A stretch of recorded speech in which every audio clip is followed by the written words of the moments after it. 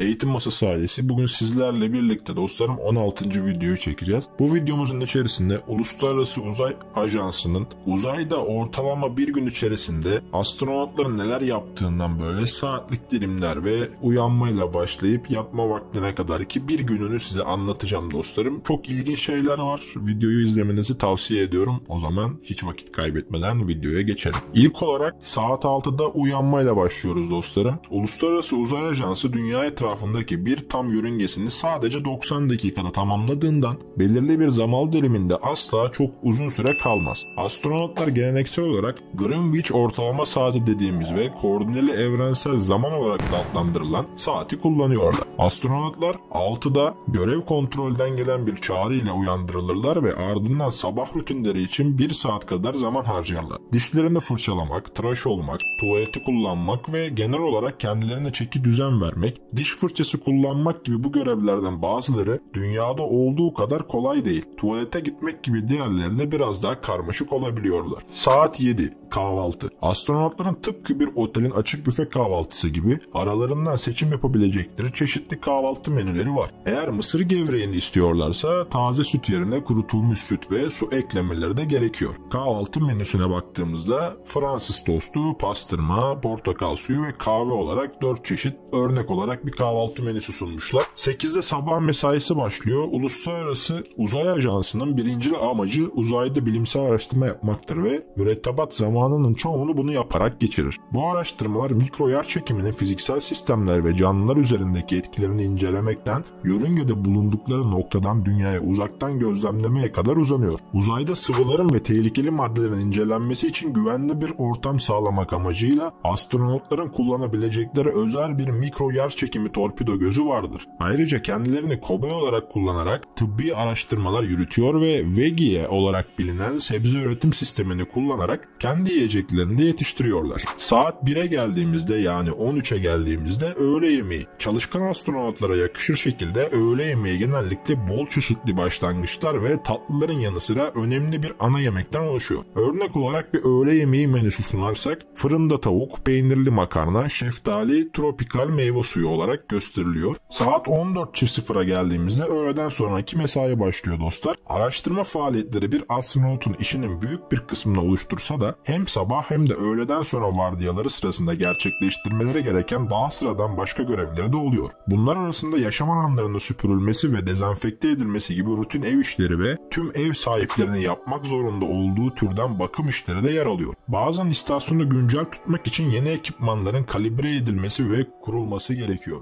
Ancak Uluslararası Uzay Ajansı'ndaki bakım çalışmaları her zaman dünyadaki kadar sıkıcı değil. Astronotlar zaman zaman onarım yapmak ya da hayati önem taşıyan yeni bileşenler kurmak için uzay yürüyüşüne çıkmak zorunda da kalıyorlar. Saat 17.00'da egzersizleri başlıyor dostlarım. Dünyada örneğin Antarktika'da bir laboratuvarda günde 24 saat kapalı kalsaydınız bu sürenin 1 saat kadarını spor salonunda egzersiz yaparak geçirmeniz gerekirdi. Ancak Uluslararası Uzay Ajansı'nın mürettebatı için egzersizin daha da önemli olmasının bir başka nedeni daha var. O da mikro yerçekiminden yaşamanın vücudun normalde ayakta durmak için ihtiyaç duyduğu kas ve kemiklerin kaybetmesine neden olması. Astronotların havada süzülmeden kullanabilmeleri için uygun şekilde modifiye edilmiş koşu bandı ya da egzersiz bisikleti gibi spor aletleriyle yapılan düzenli egzersizler potansiyel olarak tehlikeli doku kaybını önlemek için son derece önemlidir. 18.00'a geldiğimizde akşam yemeği menüsü geliyor. Astronotlar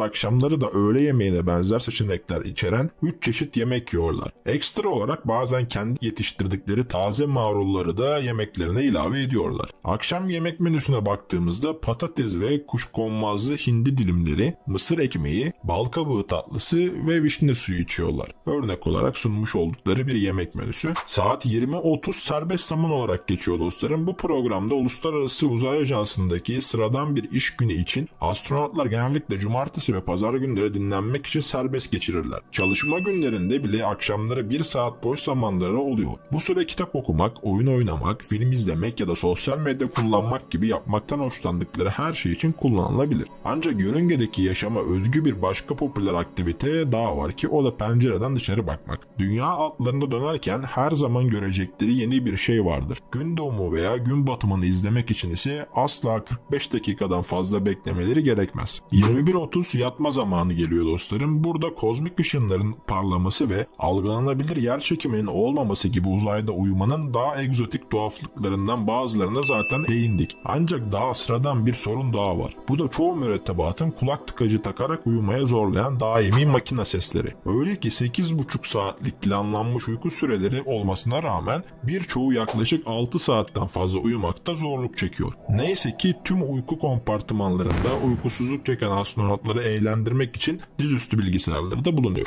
Genel olarak sizlere bir astronotun günlük yapmış olduğu işlerden bahsettik. Burada bence en önemlisi yemek ve egzersiz sistemi. Zaten yapabilecek bir şey olmadığı için insanlar sürekli çalışmak zorunda kalıyor ki zaman geçsin diye. Ama egzersiz aksatılmaması gereken bir durum. Siz de saatlerce bilgisayar başında oturduğunuz zaman sizin de bir kalkıp yürüme isteğiniz oluyor. Bu insanların yürüyebileceği bir yer olmadığı için bu tarz egzersizleri yapmaları onların sağlık açısından önemli bir nüans diyelim. Yemeklere de neredeyse bizim yediğimiz yemeklere benziyor. Özellikle sürekli yemeklerin içerisinde bir meyve suyu içme isteği var. Bu belki şeker eksikliğini gidermek ya da farklı bir tat yaratmak için yapılan bir içecek olabilir dostlarım. 16. videomuzun bu şekilde sonuna gelmiş oluyoruz dostlarım. Size bir kısa video çekmek istedim çünkü çarşamba günü yayınladığımız video 27 dakika sürdü. O biraz uzun sürdüğü için bu videomuz dikkat çekici olması ve bir astronotun bir gün içerisinde neler yaptığını merakını gidermek için yapmış olduğum bir videoydu. Kanalımızın ve ailemizin büyümesini istiyorsanız dostlarım abone olup videomuzu beğenirseniz bizim için gerçekten çok önemli. Bir dahaki video gelene kadar kendinize çok iyi bakın. Görüşmek üzere Eğitim Masası ailesi.